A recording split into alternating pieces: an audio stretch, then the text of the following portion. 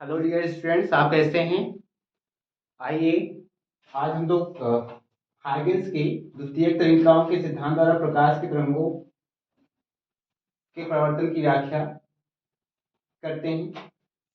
ये कई बार पूछा गया है, तरंगों के परावर्तन की व्याख्या करेंगे।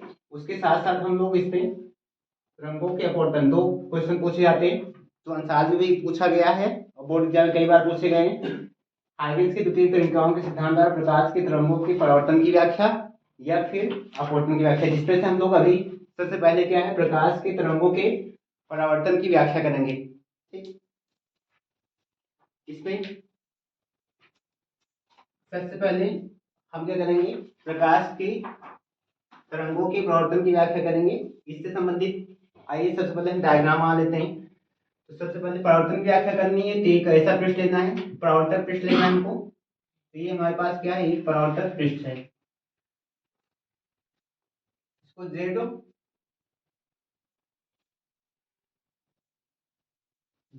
डैश मान लेते हैं।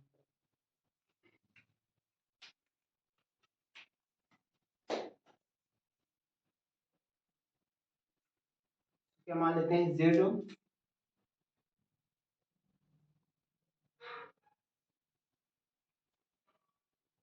मान लेते हैं कोई समतल दर्पण है।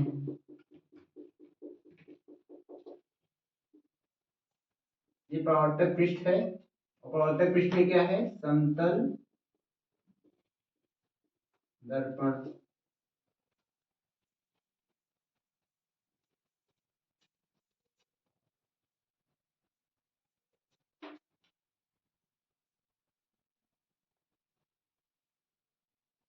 इसमें देखिए हम लोग क्या है, एक आपतित तरंगाग्र लेते हैं। आपतित तरंगाग्र क्या होता है, किसी माध्यम में वह किसी माध्यम में खींचा गया वह पृष्ठ जिस पर माध्यम के कणों के कंपन समान कला में होते हैं, उसे हम क्या कहते हैं, तरंगाग्र कहते हैं। तो कोई माध्यम होगा, माध्यम जल का हो सकता है, वायु का हो सकता है। तो किसी माध्यम में खींचा गया वह पृष्ठ हो जिस पर माध्यम के सभी कण कंपन की समान कला में होते हैं, उसे हम क्या कहते हैं, तरंगाग्र कहते हैं। तो हम क्या करते हैं, क्योंकि प्रकाश तरंगे ले चल रही है तो हम दो समांतर तरंगे लेते हैं, ले लेते हैं। ये दो समांतर प्रकाश तरंगे हैं, इन्हें हम क्या है, आपतित तरंगे कहेंगे, क्योंकि पृष्ठ की ओर आ रही है। देखिए जिसमें से ये तरंग इससे पड़ेगी, इसके लंबवत एक पृष्ठ लेते हैं। क्या करेंगे, इसके लंबवत एक पृष्ठ लेंगे।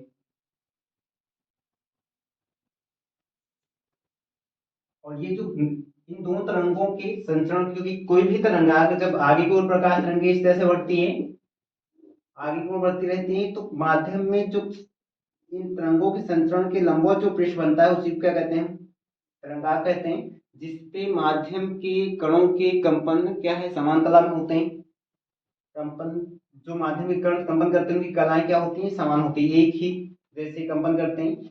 उसी को हम तरंगाग्र कहते हैं। एक आत्मिक पृष्ठ होता है। और इसी तरह से हम क्या है, ये तरंगे इस तरह से आ रही है, इनके लंबवत, जिनसे कितने अंश का कोण बनाएंगे, 90 अंश का।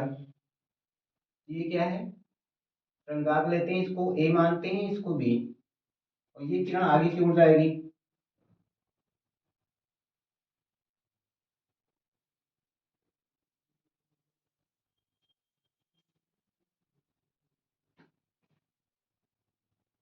ये मान लेते हैं, इस पे ए डैश पे मिलती है। किससे मिलती है, ए डैश पे।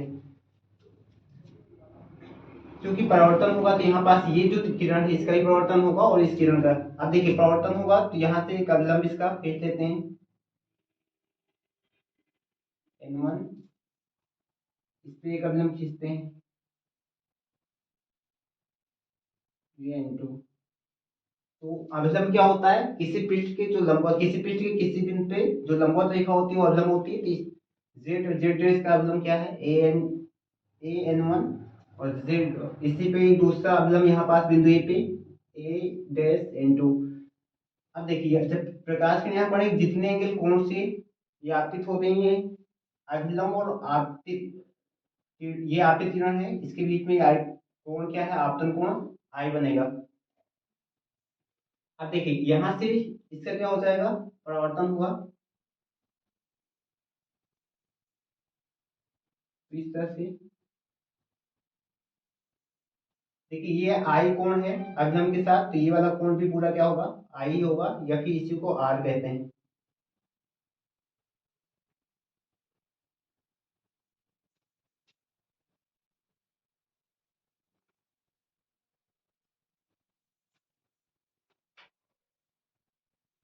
अब ठीक देखिए इस तरह से यहाँ से ये इसका भी क्या हो जाएगा, परावर्तन होगा, और ये समांतर जाएंगे।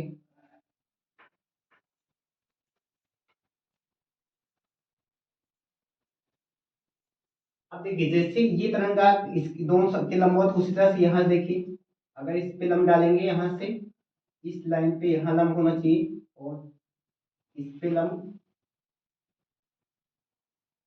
तो एक लाइन ये बनेगी जो इसके साथ 90 डिग्री कोण का बनाएगी, और ये कोण भी क्या होगा, 90 डिग्री का।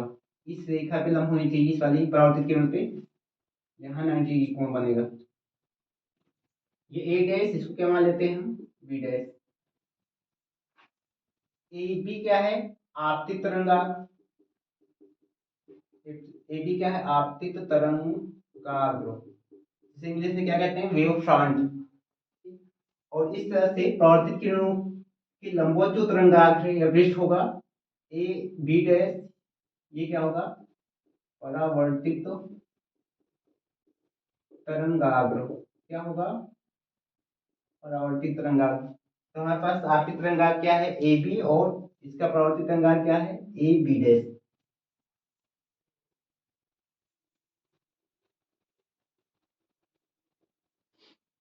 अब देखिए ये कोण आई है, और ये कोण क्या होगा, ये भी आई होगा। ध्यान से देखेंगे तो ये यहाँ पास लंब है, देखिए इसको ऐसे समझिए, यहाँ पास ये ए एन वन है, लंब है, और एक किरण इस पे इधर से आ रही है, यहाँ एक कोण आ रही है। अब दूसरी किरण यहाँ से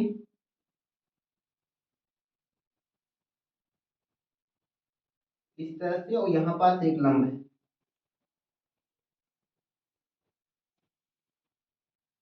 ये जो है ये इस पे लंब है, और ये इस पे लंब है। अगर हम ध्यान से देखेंगे तो अगर ये कोण आई है, तो इसको जैसे हम छोड़ेंगे, इसमें ये बीच में ये वाला एंगल छूट जाएगा, ये बीच का है, और ये भी देखिए यहाँ 90 अंश है, यहाँ 90 अंश है, ये 90 अंश में आ रहा है, तो ये वाला जो कोण है इसको छोड़ेंगे तो ये वाला जो कोण बनेगा, ये भी क्या बनेगा, आई बनेगा।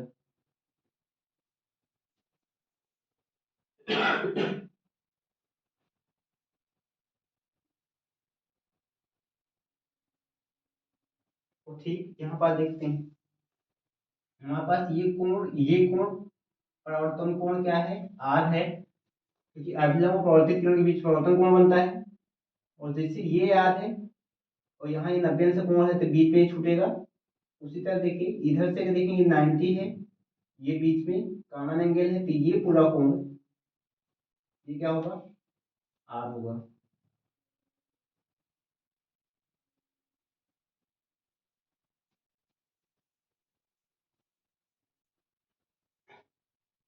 इस तरह देखिए यहाँ पास ये 90, अब देखिए मान लेते हैं कि जो प्रकाश है जब ये चलता है तो इसकी चाल कितनी है, v, इसकी चाल क्या है, v है, और ये जैसे जाएगा तो इस तरह बढ़ेगा। देखिए प्रकाश की जो चाल है, लोग क्या मानते हैं, v, यहाँ प्रकाश चाल क्या है, उसी एक चाल प्रकाश v से आ रहा है, इससे पढ़ने पास उसी माध्यम में वापस लौट रहा है, तो ये जो तरंग वापस आ रही है इसकी चाल भी क्या होगी, v होगी। अब देखिए जिस टाइम ये किरण, ये प्रकाश किरण इस पे आके आपतित होती है, ठीक उसी टाइम ये प्रकाश किरण यहाँ होगी, और मान लेते हैं इस प्रकाश किरण को बिंदु बी से, जो आपतित प्रकाश तरंग है, इसको पी, इसको क्यों मान लेते हैं, ये क्या है, आपतित प्रकाश तरंगें, जिस टाइम ये यहां से इधर की ओर चलती ठीक उसी टाइम ये किरण यहां होगी। मानते हैं इसको यहां से बी से ए डैश पहुंचने में कितना समय लग जाता है, स्मॉल टी, और इसको बी से ए डैश पे पहुंचने में स्मॉल टी समय लगता है। ठीक उसी समय ए को बी डैश तक पहुंचने में कितना समय लगता है, स्मॉल टी, आइगेंस के तरंग सिद्धांत के अनुसार। तो देखिए ये पूरा डायग्राम बन के तैयार हो गया। अब हमको देखिए प्रूफ करना है, क्योंकि प्रकाश के प्रवर्तन की व्याख्या करनी है। तो पीछे प्रकाश का प्रवर्तन क्या होता है, जब कोई आपतित प्रकाश किरण किसी प्रवर्तक पृष्ठ पर आके पड़ती है, तो पड़ने के पश्चात क्या है, पुनः उसी माध्यम में क्या है, वापस लौट जाती है। और जब वापस लौटती है, जिस बिंदु पर ये आपतित होती है वो आपतन बिंदु पर आता है। आपतन बिंदु पर जो अभिलंब होता है, अभिलंब और आपतित के बीच में बना कोण आपतन कोण, अभिलंब और परावर्तित के बीच बना कोण क्या है, परावर्तन कोण। ये दोनों क्या होते हैं, बराबर, I इक्वल टू आर। और जो प्रकाश के परावर्तन का दूसरा नियम है, और पहला नियम ये होता है, आपतित किरण आपतन बिंदु पर अभिलंब तथा परावर्तित किरण तीनों एक ही तल या एक ही पेज या कागज एक ही पृष्ठ पे स्थित होते हैं। तो ध्यान से देखेंगे, अगर इनको हम ऐसे मिलाएंगे तो एक ही पृष्ठ एक सीध में होते हैं। यही चीज हमको प्रूफ करना है। अगर हम ये प्रूफ करते हैं तरंगाग्र के माध्यम से, तो सिद्ध हो जाएगा हाइगेंस द्वितीयक तनिकाओं के सिद्धांत से प्रकाश प्रवर्तन की व्याख्या हो जाएगी। इसमें सबसे पहले हम क्या करेंगे, मानेंगे, क्या मानेंगे, माना एक परावर्तक पृष्ठ क्या है, जेड जेड डैश है, एक परावर्तक पृष्ठ जेड जेड डैश है। इस पर आपतित तरंगाग्र क्या है, एबी है, आपतित तरंगाग्र एबी है, तथा एबी का परावर्तित तरंगाग्र ए डैश बी डैश है।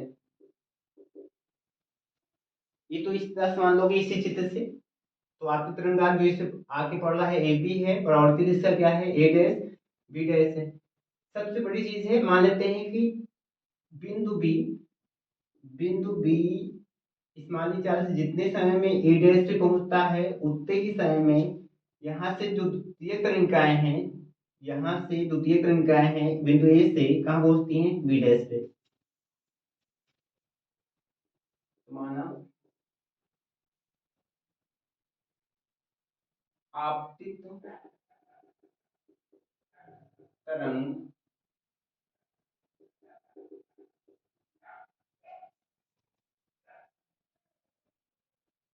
जितने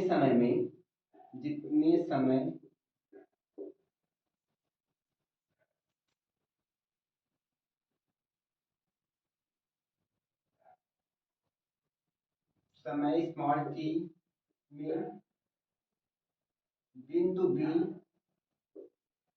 से ए डैश पर पहुंचती है,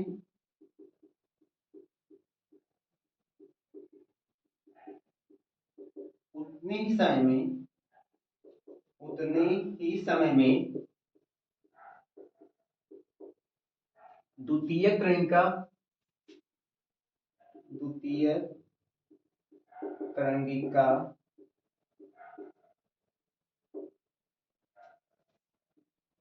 ए से बी डैश पर पहुंचती है, ए से बी डैश पर पहुंचती है।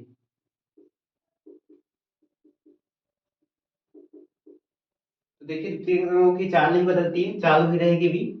इसका मतलब ये हुआ कि अगर हम दूरी बी ए डैश निकालें, क्योंकि हमको समय और चाल पता है, तो दूरी बराबर क्या होता है, चाल गुणे समय। दूरी बराबर क्या होता है, चाल गुणे समय। इस तरह से अगर दूरी बी ए डैश, अतः बी ए डैश बराबर चाल, तो चाल हमारी कितनी है v गुणे समय कितना है t। ये समीकरण क्या हो गया, एक हो जाएगा। और फिर देखिए उतने ही समय a से द्वितीय तरंग का क्या है b डैश पहुंचती है, तो यहाँ से दूरी निकालेंगे तो दूरी क्या होगी a b dash, a b dash. और इसकी चाल भी v है, टाइम क्या है t है, तो चाल v, टाइम इसको भी उतना ही लग रहा है तो t। ये समीकरण क्या हो जाएगा 2। इस सूत्र का यूज करके हम लोग क्या है दूरी निकालेंगे, पहले बी ए डैश निकालेंगे फिर दूसरा ए बी डैश निकालेंगे। अब हमको क्या करना है, क्योंकि हमको देखिए ये कोण आई इक्वल करना है किसके आर के। अगर हम आई को आर के इक्वल करना चाहते हैं तो सीधी सी बात है कि हमारे पास एक त्रिभुज है ए बी ए डैश और दूसरा त्रिभुज है A B dash A dash. पहला त्रिभुज ए बी ए डैश, दूसरा A B dash A dash को देख सकते हैं। अगर इसको सर्वांशक दिखा दें तो ये दोनों कोण क्या हो जाएंगे इक्वल हो जाएंगे। देखिए त्रिभुज ए बी ए डैश तथा त्रिभुज A B dash A dash में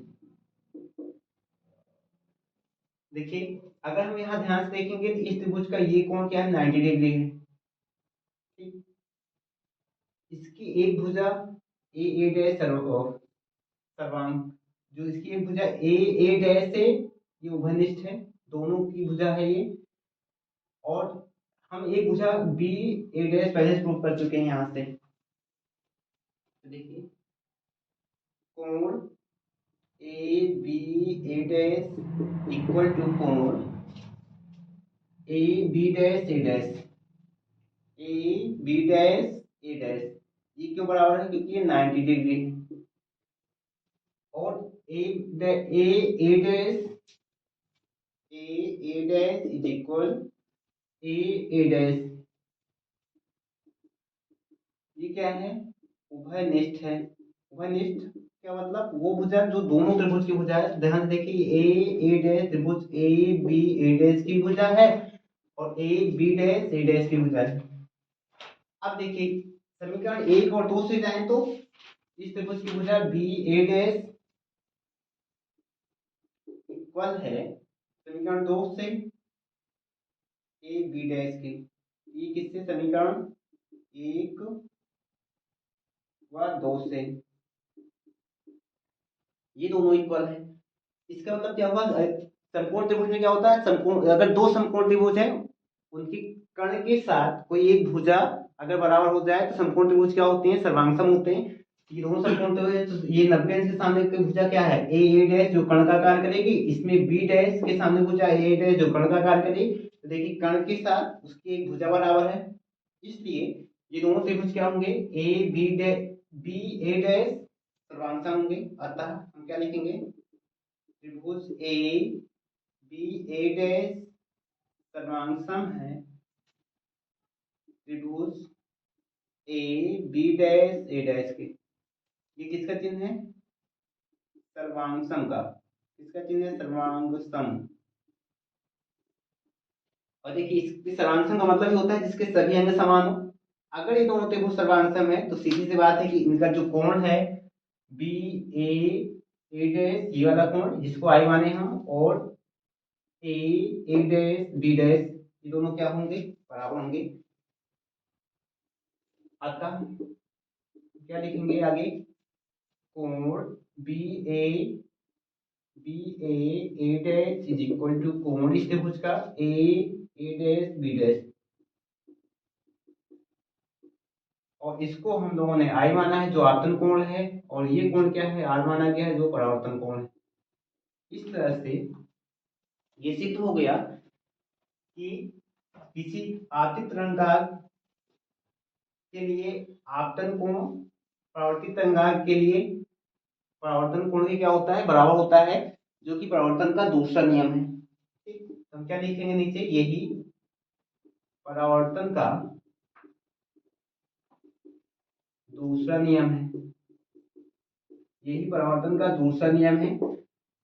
अब इसके बाद देखिए, अगर हम ध्यान से देखेंगे पहले नियम के लिए, पुष्टि के लिए, तो इसमें देखिए आपतित तरंग, आपतित जो किरणें हैं ये, या फिर जो पृष्ठ है, परावर्तक पृष्ठ है जेड, जेड डैश, आपतित तरंगाग ए पी, और परावर्तित तरंगाग क्या है ए डैश बी डैश, ये तीनों एक ही पृष्ठ है, यानी बोर्ड के पूरे पृष्ठ पे, अगर इसको आप कागज के बनाओगे तो पेज के पृष्ठ पे स्थित है, अर्थात ये सीध में होंगे इस तरह से। अगर इसको समझना चाहो तो इसको ऐसे, जैसे ये देखिए मार्कर है हमारा, पृष्ठ का मतलब ये होगा कि ये इस तरह से है, एकदम सीध में इस तरह से। अगर इनको हम ऐसे पकड़ते हैं तो ये ऐसे, इनको जोड़ेंगे एक दूसरे, तो एक सीध में एक पृष्ठ की रचना करेंगे। ठीक उसी तरह से इन आपतित तरंगाग A B, A dash B dash, और ये जो समतल पृष्ठ है जो ऐसे है, इस पे देखिए ऐसे है, इस तरह से बना हुआ है, इधर की ओर हल्का झुका है, इधर की ओर हल्का झुका है, ऐसे है। तो ये देखेंगे तो ये पूरा मिलाएंगे तो एक पृष्ठ की रचना करेंगे, इनको अगर मिला के कुछ खींचते हैं ऐसे सीध में तो। ठीक, यहाँ नीचे लिखेंगे क्योंकि आपतित तरंगाग, तरंगाग्र ए बी, परावर्तित तरंगाग्र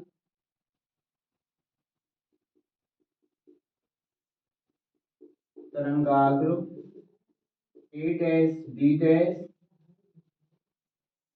परावर्तक पृष्ठ, परावर्तक पृष्ठ जेड, जेड डैश, और तीनों एक ही तल में, तीनों एक ही तल में, और ये तीनों एक ही तल में, तीन खींचा गया जो लंब है ए एन वन और ए डैश एन टू, ये भी क्या है एक ही तल में होगा, इन्हीं के साथ स्थित होगा।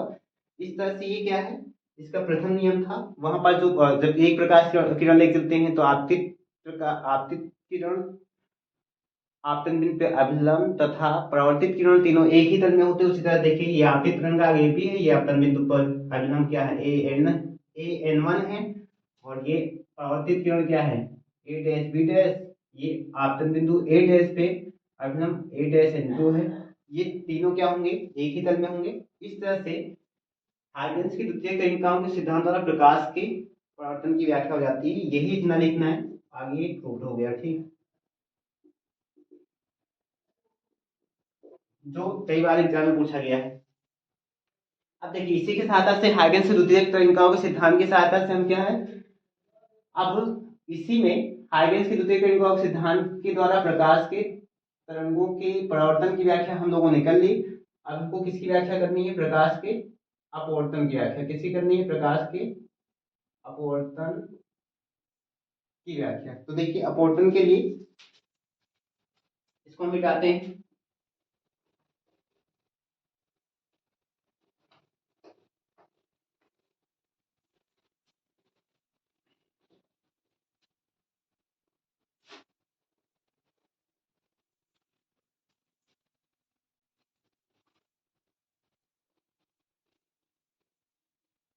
देखिए प्रकाश के अपवर्तन की व्याख्या करनी है तो हम क्या है, उसमें कोई परावर्तक पृष्ठ न लेंगे, बल्कि ऐसा पृष्ठ लेंगे जो अपवर्तित पृष्ठ होगा, या दो माध्यमों के बीच का वो संपर्क पृष्ठ होगा, जिसमें प्रकाश क्या है एक माध्यम से दूसरे माध्यम में प्रवेश कर सके। तो जब हम अपवर्तन की व्याख्या करने जाएंगे तो यहाँ कोई दर्पण नहीं लेंगे, बल्कि यहाँ पास दो माध्यम लेंगे, और जिनके बीच की काल्पनिक पृष्ठ रेखा होगी, संपर्क पृष्ठ रेखा होगी, जो अपवर्तक पृष्ठ का कार्य करेगी। किसका कार्य करेगी, अपवर्तक पृष्ठ का।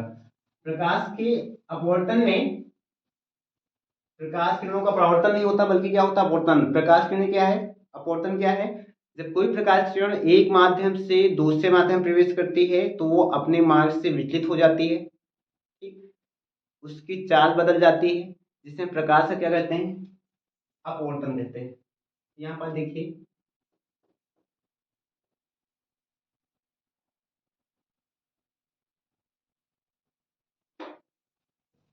तो हम आइए सबसे पहले क्या करते हैं,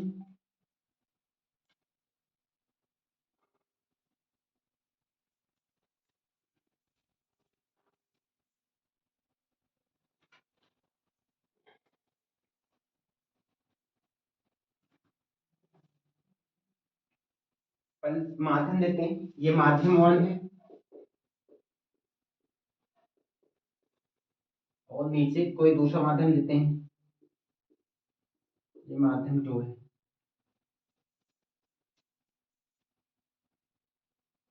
देखिए माध्यम 1 मान लेते हैं एक विरल माध्यम है। कैसा माध्यम है? विरल माध्यम। और नीचे जो माध्यम है कोई सघन माध्यम लेते हैं, माध्यम 2 जो है।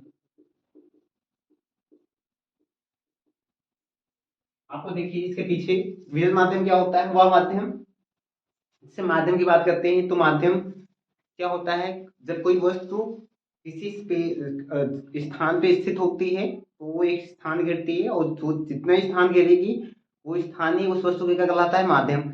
जैसे आपको अगर हम तालाब की बात करते हैं, तालाब में क्या होता है, शांत जल होता है, तो शांत जल का जो माध्यम होता है वो क्या है, तालाब कहलाता है। ठीक उसी तरह वायु का माध्यम क्या होता है, वायुमंडल होता है।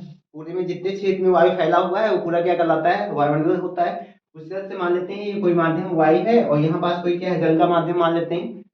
अब विरल माध्यम क्या होगा, इसमें से वो माध्यम जिसमें जिस माध्यम या पदार्थ के अणु बहुत दूर दूर पा जाते हैं, जिसमें चलना आसान होगा या बहुत दूर दूर से अणु पा जाते हैं, उनके बीच में रिक्त स्थान बहुत अधिक होता है तो विरल माध्यम होगा। जिन पदार्थों के अणुओं के बीच में रिक्त स्थान बहुत कम होता है वो क्या उसके अपेक्षा सघन होगा। जैसे अगर हम वायु और जल की तुलना करें, मान लेते हैं ये वायु ही है और नीचे क्या है, जल, तो इसमें से वायु के कण बहुत दूर दूर पाए जाएंगे, उसमें ज्यादा स्पेस होगा इसलिए वो क्या है, विरल माध्यम का कार्य करेगा। और जल के जो कण है या अणु है वो बहुत समीप पाए जाते हैं, इसलिए क्या है, ये वायु की अपेक्षा सघन माध्यम का कार्य करेगा। अब देखिए यहाँ पास जैसे दो अपवर्तन पृष्ठ होंगे, इस पे देखिए अभिलंब ये, इस पे दोनों माध्यम में ये अभिलंब होगा अपवर्तक पृष्ठ। ये जो इन दोनों माध्यमों के बीच की पृष्ठ रेखा होगी जहां एक दूसरे से संपर्क करेंगे, ये क्या है, अपवर्तक, क्या कहलाती है, अपवर्तक पृष्ठ। इसमें देखिए इतना, इसमें जब हम लेंगे तो इतना कार्य तो सेम रहेगा, चित्र बनाएंगे तो सबसे पहले दो आपतित किरणें लेंगे। ठीक, एक पहली आपतित किरण मान लीजिए जैसे क्यू ए है, इस पे आगे जब पड़ेगी तो चूंकि अपवर्तक है, अब इसका प्रवर्तन नहीं तो अभिलंब ये क्या है, दूसरे माध्यम में जाएगी क्योंकि विरल से सघन में जा रही है। तो आपको हमने कहा था विरल से सघन में कोई प्रकाश किरण जाती है तो वो अभिलंब की ओर झुकती है। देखिए ये किरण इस तरह से जानी चाहिए सीधी, ये थोड़ा सा झुक जाएगी, तो ये इसकी अपवर्तित किरण हो जाएगी।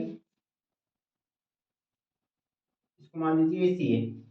अब देखिए ठीक इसी तरह से यहाँ पास भी इस जो तरंग आ गई ये दूसरी वाली, इसका भी क्या हो जाएगा, अपवर्तन होगा, तो ये भी अभिलंब की ओर झुकेगी। ये आपतन कोण आई है, अब यहाँ देखिए आपतन कोण आई है तो ये परावर्तन कोण, अपवर्तन कोण क्या होगा, आर होगा। उसी तरह देखें ये अपवर्तन कोण क्या होगा, आर होगा। अब देखिए ये ए बी इस पे लंब था, ध्यान से देखिए अगर हम यहाँ से एक इस पे लंब डालें, क्या डालना है, लंब, अर्थात एक ऐसी लाइन खींचनी जो इस पे 90 अंश का कोण बनाए। देखिए यहाँ 90 अंश का कोण बनाएगा ये भी कितने अंश का कोण था, 90। जिस तरह से उसमें देखिए आपतित तरंगा इसमें ए बी है तो इसका अपवर्तित तरंगा क्या बन रहा है, ए डैश, इसको क्या मान लेते हैं, बी डैश, इसको क्या मान लेते हैं, डी, आगे की ओर जाएगा। यहाँ पास हमारे पास क्या मिल जाएगा, अपवर्तित तरंगाग्र। जो अपवर्तित जो किरणें जो आगे की ओर बढ़ उसके लंबवत होगा दोनों से, यहाँ भी ये कितने अंश का कोण बनाएगा, 90 डिग्री का। ये पूरा कोण कितने अंश का होगा, 90 डिग्री का। अब देखिए ठीक उसी तरह से जैसे ये कोण आई है, यहाँ पास अगर देखेंगे ये कोण आई है तो ऊपर ये वाला कोण क्या होगा, आई होगा। इधर देखिए ये कोण आर है तो ये पूरा 90 डिग्री कोण है, इसलिए बीच वाला कॉमन हो जाएगा, ये आर है तो ये भी क्या होगा, आर होगा। ठीक, तो ये आपतन कोण हमारे पास क्या आई है और अपवर्तन कोण क्या है, स्मॉल आर है। अब देखिए इसमें माध्यम चेंज हो रहा है, प्रकाश किरण पहले एक माध्यम से क्या है दूसरे में प्रवेश कर रही है, इसलिए माध्यम चेंज हो रहा है। तो जब कोई प्रकाश किरण एक माध्यम से दूसरे माध्यम में जाती है तो उसकी चाल और उसकी तरंगदैर्घ्य बदल जाती है। क्या नहीं बदलता? आवृत्ति नहीं बदलती। तो यहाँ आवृत्ति का कोई जिक्र नहीं, तो यहाँ क्या लेके चलना है हमको? चाल। मान लेते हैं जब प्रकाश किरण पहले माध्यम में थी तो उसकी चाल क्या थी? v1 थी, और टाइम इसको t ही लग रहा है। कहाँ से? b से a डैश तक पहुंचने पर। जब ये दूसरे माध्यम में जाती है प्रकाश किरण तो इसकी चाल क्या हो जाती है? v2, लेकिन टाइम उतना ही लगता है इसको a से b डैश पहुंचने में। तो समय कितना लग रहा है? समय t ही लग रहा है इसको। तो देखिए प्रकाश की द्युति ये पूरी तरह से चित्र बन के तैयार हो जाएगी। इसमें कौन क्या है ये समझ में, तो इसमें ज्यादा नहीं लिखना है।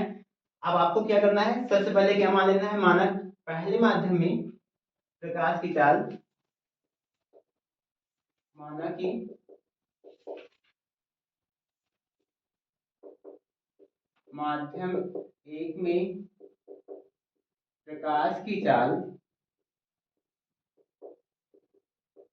v1 है तथा आपतित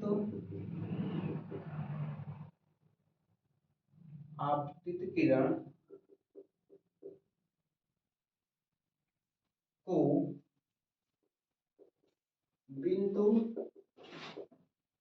B से बिंदु A डैश, B से बिंदु A डैश तक पहुंचने में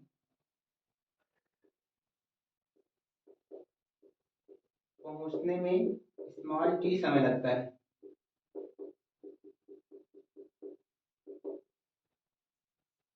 इसको B से A डैश तक पहुंचने स्मॉल t समय लगता है। इस तरह से B से A डैश क्या होगी? इसकी दूरी होगी। और आपने अभी लिखाया था दूरी बराबर क्या होता है? चाल गुणे क्या होता है? चाल गुणे समय। दूरी बराबर क्या होता है? चाल गुणे समय होता है। इस फार्मूले का हम यूज करेंगे तो यहाँ से दूरी B A dash equal to हमको क्या मिल जाएगी? चाल v1 और टाइम क्या है? t। ये समीकरण क्या हो जाएगा? एक। अब देखिए जब प्रकाश किरण दूसरे माध्यम में प्रवेश करती है तो दूसरे माध्यम में माध्यम 2 में इसकी चाल कितनी हो जाती है? v2। लेकिन जितने समय में आपतित प्रकाश प्राथमिक तरंगे आपतित प्रकाश तरंग क्या है? b से a डैश में पहुंचती है, उतने ही टाइम में इसको द्वितीय जो तरंग क्या है? a b डैश शुद्ध द्वितीय तरंग का बोलेंगे। इसको यहाँ तक पहुंचने में कितना समय लगता है? t ही समय लगता है। माना कि माध्यम 2 में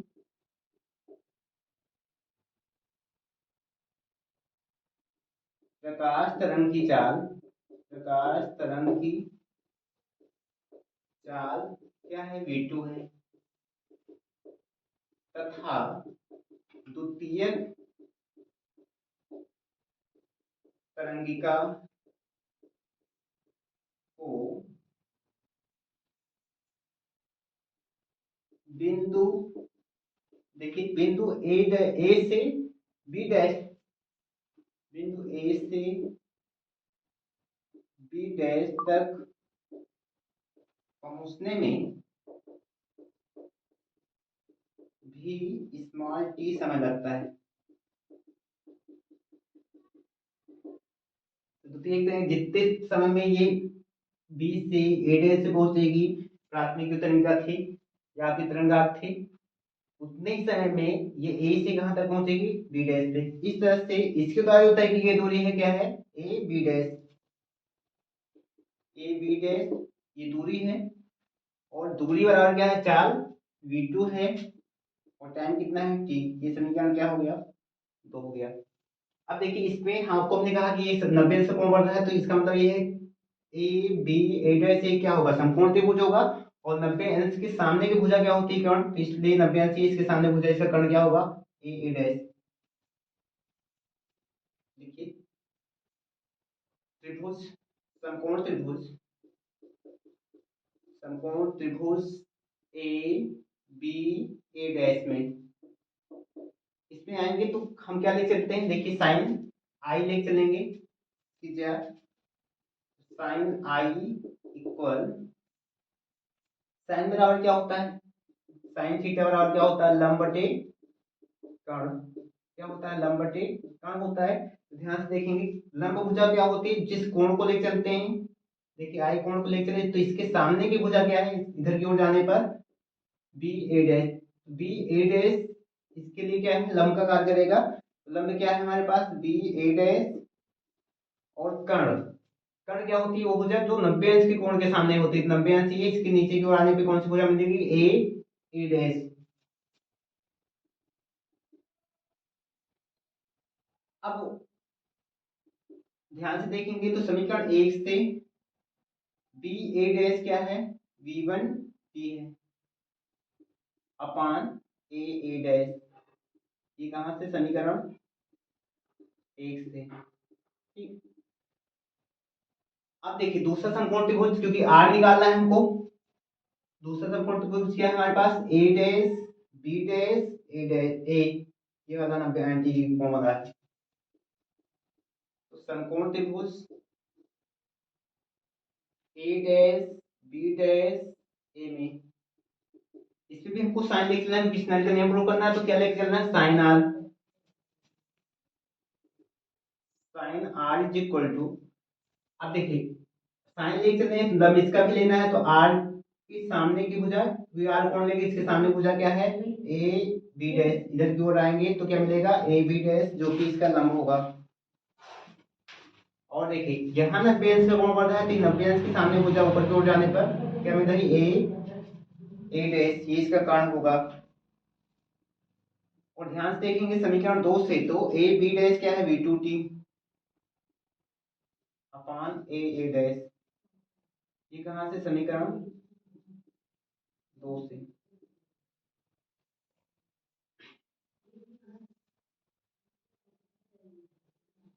तो देखिए मिटा देते हैं, ये समीकरण कहां से, तथ्यमान समीकरण 1 से, लेकिन इसको भी हम समीकरण क्या मान लेते हैं, 3, और इसको समीकरण क्या मान लेते हैं, 4। अब देखिए हमको इस नल का नियम निकालना है, ठीक। तो हम क्या करें, ध्यान देखेंगे समीकरण 3 को समीकरण 4 से भाग करेंगे, किस नल के लिए, आपतन कोण की ज्या का अनुपात किसके साथ, अपवर्तन कोण की ज्या के अनुपात के होता है। तो समीकरण क्या करेंगे,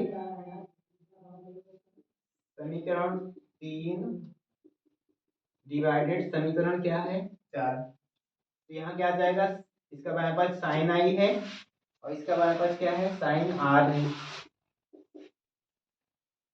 3 में जो मान है V1T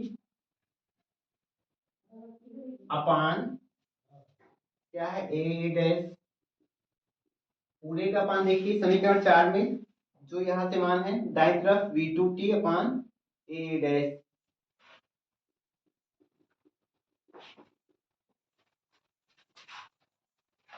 और ध्यान से देखेंगे दो भिन्नों, ये क्या हो जाएगा, दो भिन्नों का भिन्न है, तो क्या करेंगे, इसका जो हर है ऊपर वाली का अंश आता है, तो V1T इंटू क्या है, ए डैश अपान V2T, इसका नीचे आ जाएगा ए डैश, ये इससे कैंसिल हो जाएगा, टी से टी कट जाएगा, तो हमको क्या मिल जाएगा, sine i upon sine r equal to V1 upon V2, जो कि क्या होगा, एक नियतांक होगा, क्यों, क्योंकि दो वेगों का अनुपात है, दो वेगों का अनुपात क्या होता है, नियतांक होता है।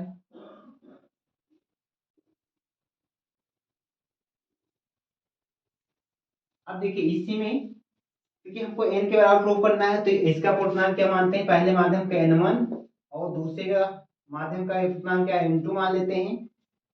और n2 अपान n1 जो होता है वो इक्वल होता है v1 अपान v2 के, और n2 अपान n1 को ही 1 n2 लिखते हैं। इस तरह से v1 अपान v2 के स्थान पे हम लिख सकते हैं sine i upon sine r is equal to 1n2, जो जहां n क्या है, पहले माध्यम के सापेक्ष दूसरे का पूर्णांक है, तो ये स्नेल का क्या है, यही स्नेल का द्वितीय नियम है। यही स्नेल का द्वितीय नियम है।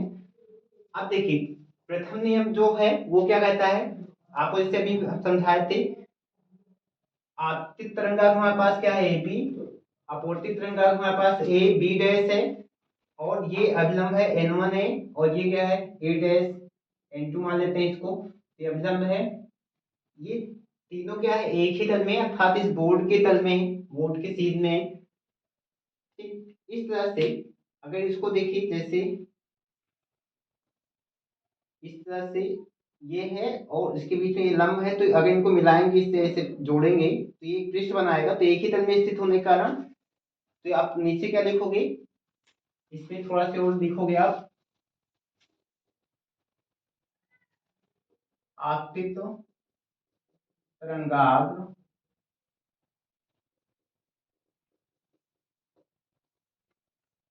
ए बी, अपवर्तित तरंगाग्र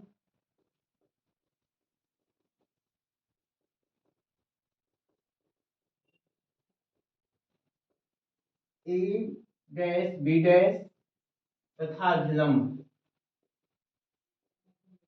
अभिलंब अभिलंब हमारे पास क्या है, N1A है और A डैश N2 है, तीनों एक ही तल में होंगे।